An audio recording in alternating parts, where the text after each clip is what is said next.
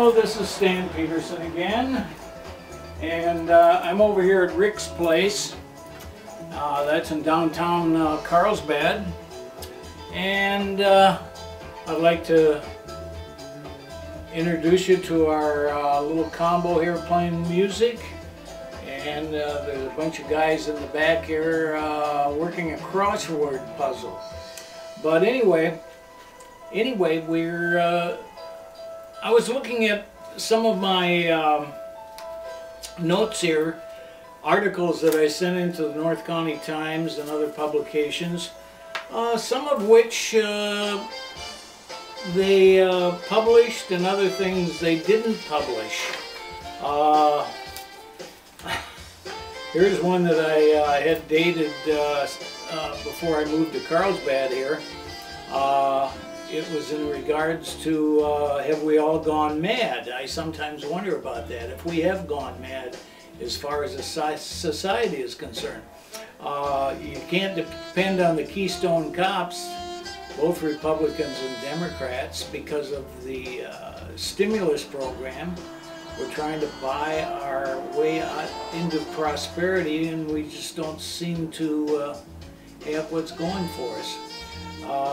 It's like placing, I put here in my opinion, it's like placing a Band-Aid on a mortal wound. We can't continuously go up the same avenue of self-destruction, and we all know it. And it generates in our nation's capital, Washington, D.C. I am certainly glad that my brother, who was killed in the Second World War in Germany 2 weeks before the end of the war, and the feeling that he had toward this country at that time, and the love and admiration that he had for the war effort against the Nazis, and what society would be like if they won.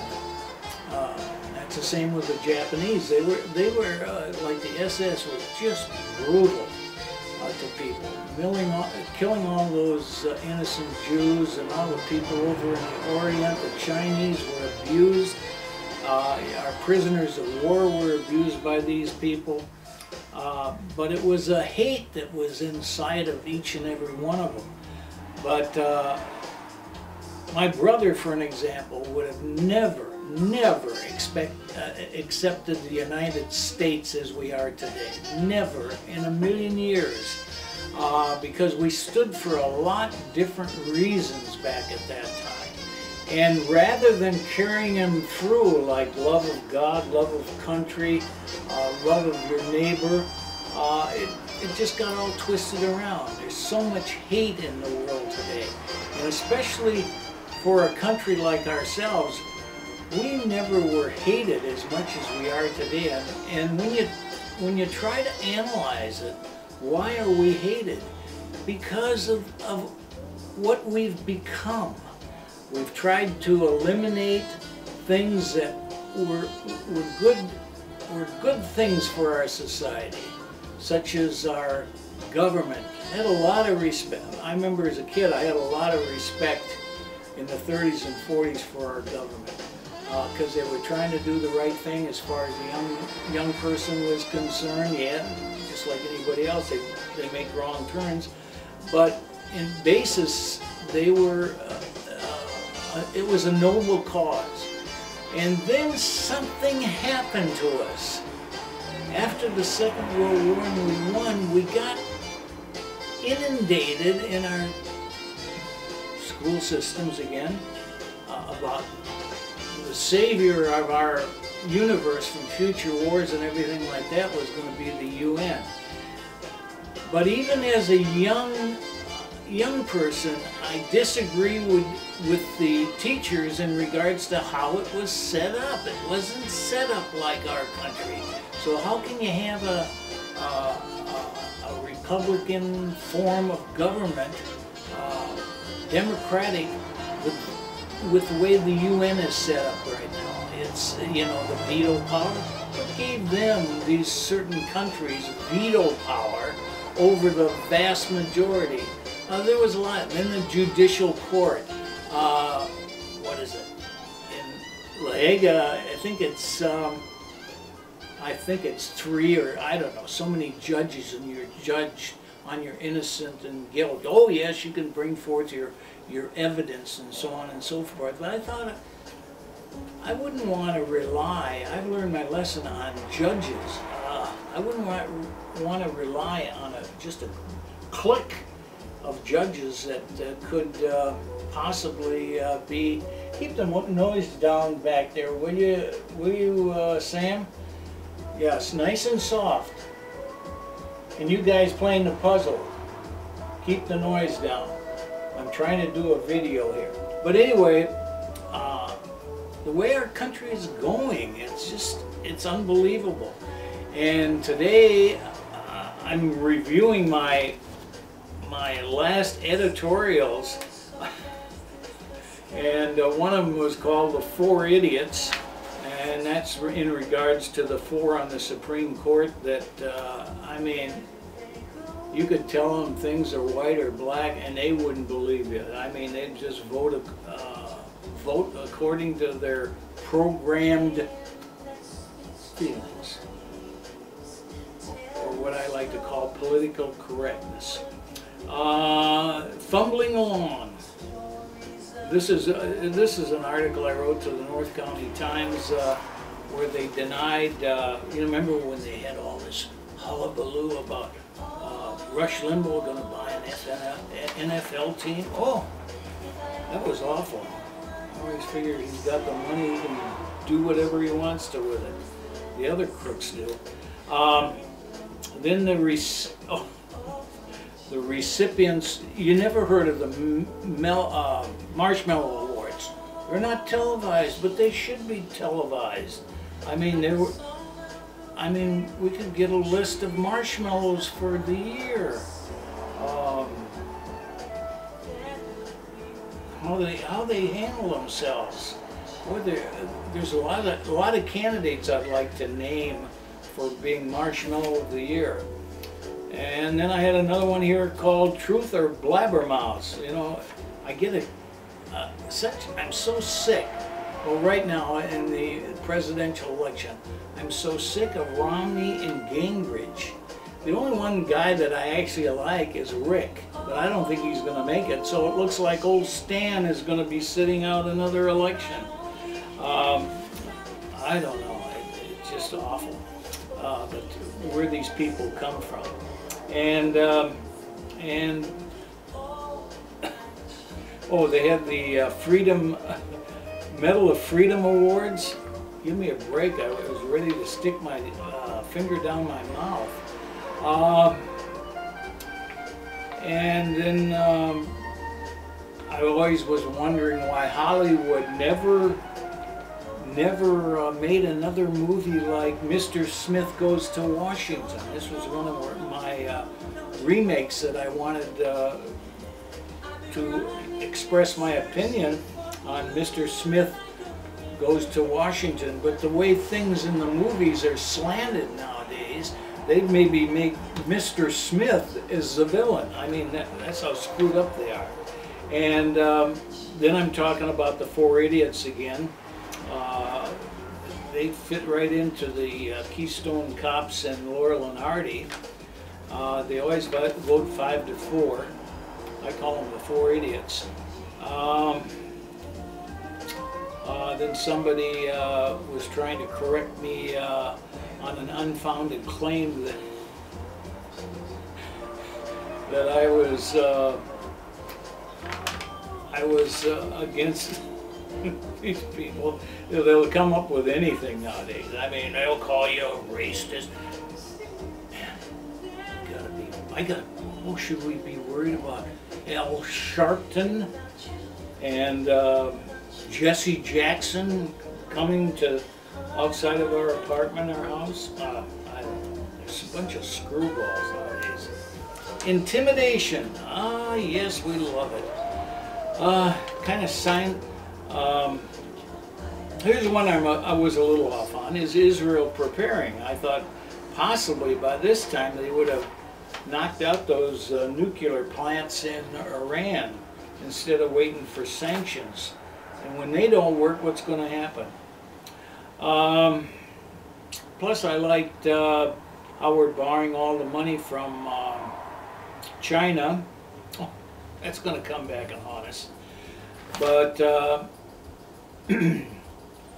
here's another one that I wrote about the how we can overcome our dilemma, because we really got a dilemma. You know, since World War II, we've gotten into Korea, Vietnam, all these undeclared wars that we're getting into,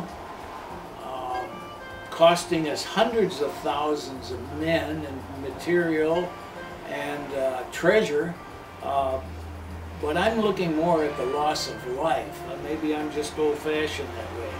But costing us nearly 154,000 killed in action, not about the maimed and everything like that.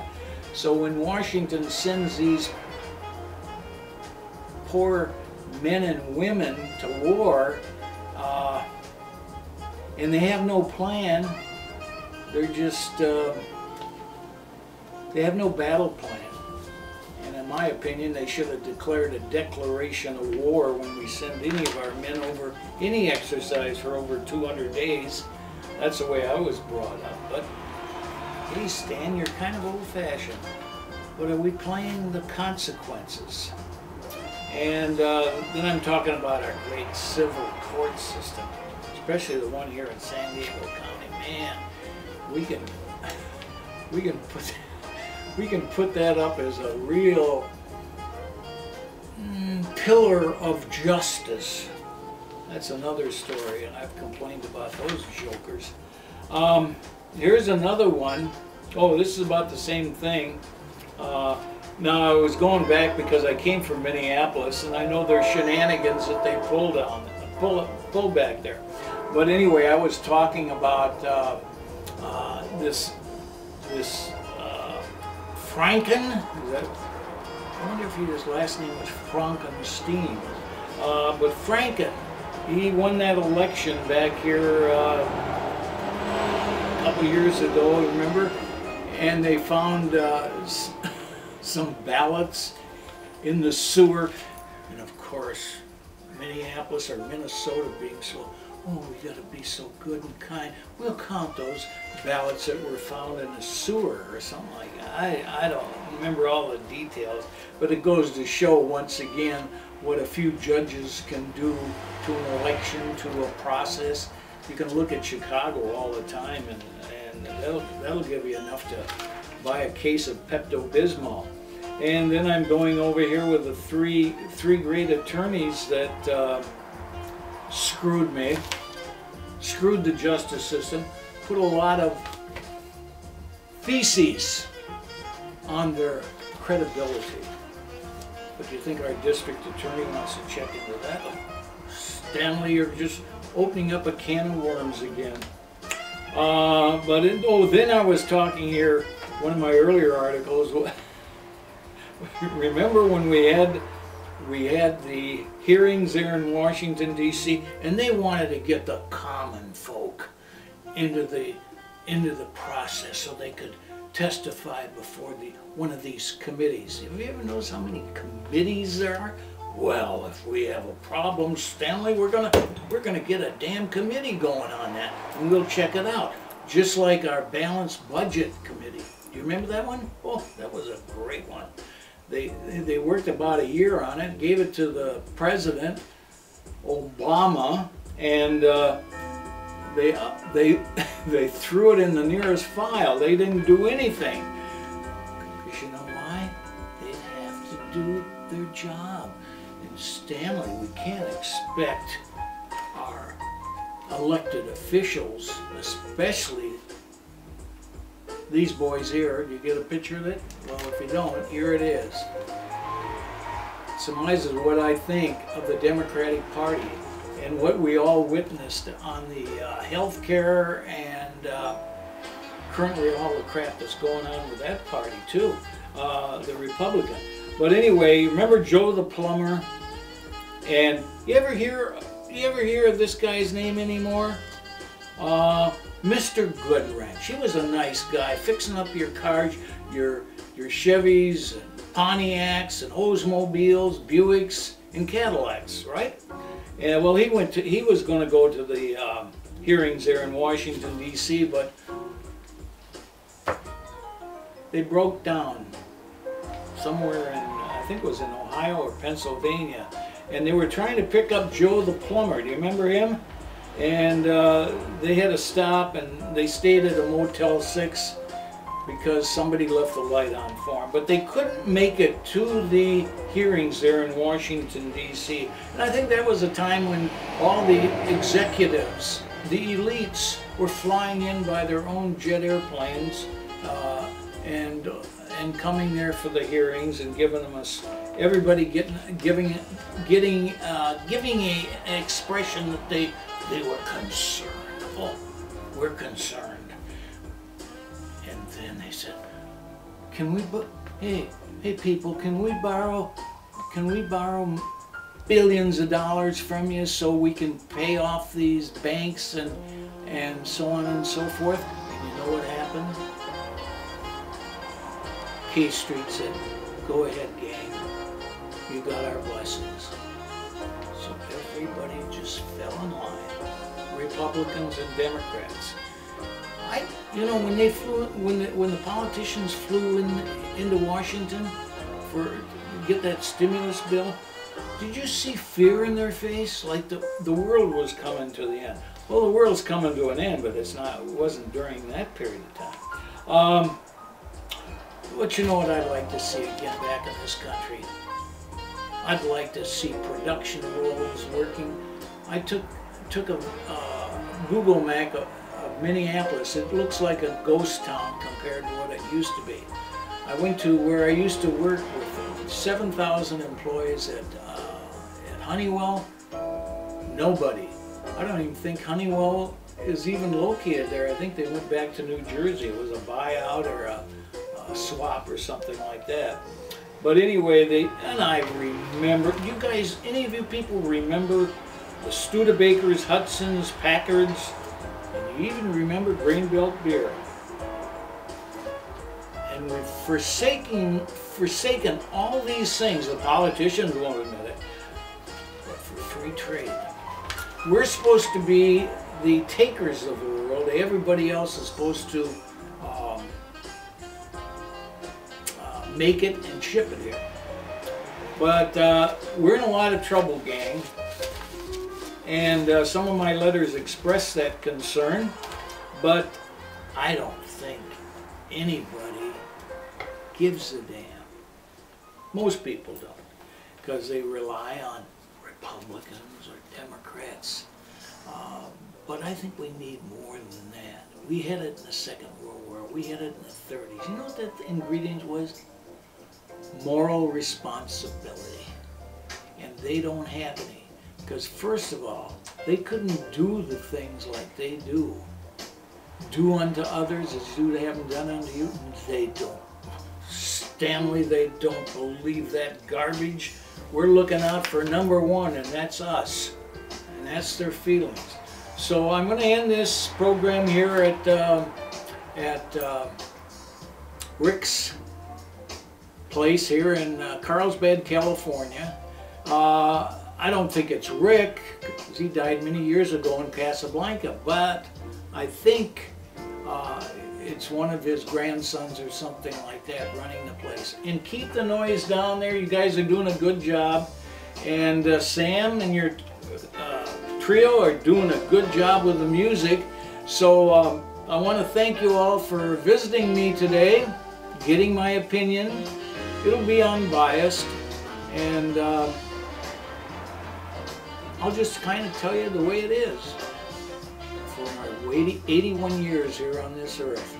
And you know something, gang, if it keeps on going the way it is, man, like they used to say, I'm not long for this world the way it is. Will I witness or will I watch this great country of ours being betrayed by all of its quislings in every phase of government, in the judicial, the administration, the congressional, all the way down to our, you know, I'm not saying all of them, but man, we're sinking. And the only trouble is we don't have any lifeboats. It's like the Titanic. It'd be like that Italian captain. I fell off. I fell off the ship onto a lifeboat. Well, that's pretty good if you can do it. But anyway, ladies and gentlemen, I'm glad that I've talked with you. If you got any questions, you can reach me at peterson.stan.com. No, peterson.stan@att.net. That's peterson.stan@att.net. Send me your email. Tell me what you think. And I've been abused by a lot bigger people than I think is out there in the audience. But if you want to crack at old Stan, go ahead and